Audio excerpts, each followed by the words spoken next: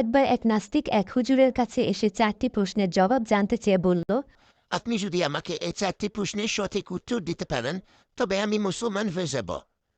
প্রশ্ন 4টি হল: ১. বলা হয় যে আল্লাহ সকল কিছু স্রষ্টা। যদি তাই হয় তবে আমরা তাকে দেখতে পাই না কেন? ২. না দেখে আল্লাহকে বিশ্বাস করার কথা বলা হয় কেন? ৩. ইবলিস তথা জিন জাতি আগুনে তৈরি, সুতরাং ওরা জাহান্নামে আগুনে কিভাবে পুড়বে? অর্থাৎ আগুনকে আগুন দিয়ে কিভাবে পোড়ানো যাবে? ৪. বলা হয় যে আল্লাহর ইচ্ছা ছাড়া কিছুই হয় না। তাই যদি হয় তবে মানুষ তার কৃতকর্মের জন্য শাস্তি পাবে কেন? হুজুর প্রশ্নগুলো শুনে বসা থেকে উঠে নাস্তিক লোকটিকে একটি লাথি মারলেন। এতে লোকটির উডে পড়ে গিয়ে আঘাত পেল। তখন হুজুর বললেন, এ হচ্ছে তোমার 4টি প্রশ্নের জবাব।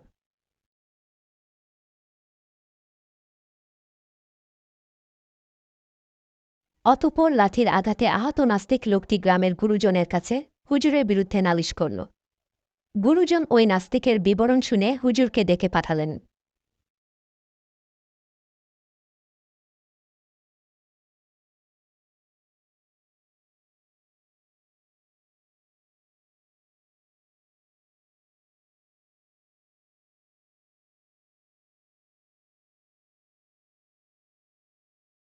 হুজুর আসার পরে জিজ্ঞেস করলেন, আপনি ওই ব্যক্তির প্রশ্নের জবাব না দিয়ে এভাবে মারলেন কেন?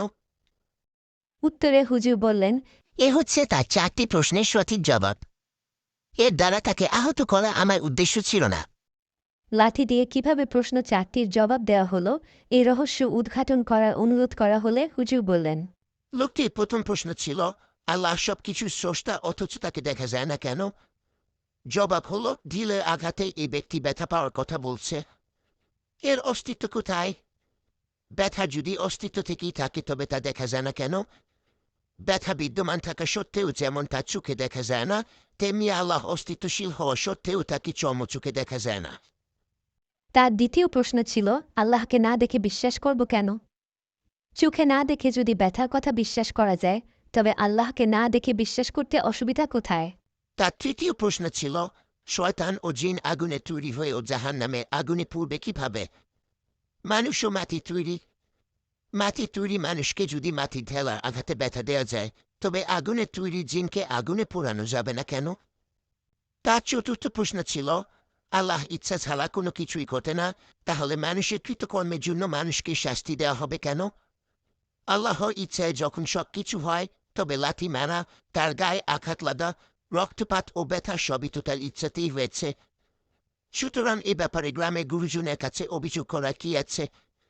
এর যদি অভিযোগ ও বিচার চলে এবং শাস্তি বর্তায়, তবে মানুষের কৃতকর্মের বিচার, সুফল ও কুফল ভোগ কেন মিথ্যা হবে? হুজুরের অবিনম জবাব শুনে নাস্তিক লোকটি হতভম্ব হয়ে গেল এবং ইসলাম ধর্ম গ্রহণ করল।